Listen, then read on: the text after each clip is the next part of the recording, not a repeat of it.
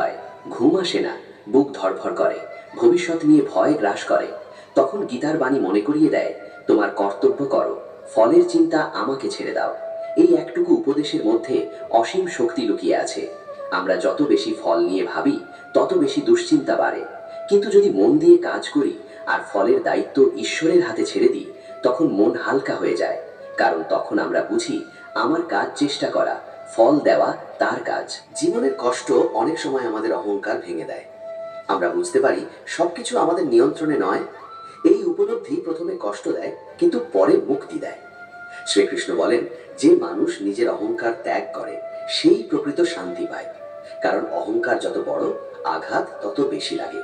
আর যখন আমরা নিজেকে ঈশ্বরের দাস, তার সন্তান বলে মানি, তখন দুঃখের আঘাতও কোমল হয়ে যায়। অনেক সময় আমরা অতীতের ভুল নিয়ে অনুতাপে ভুগি।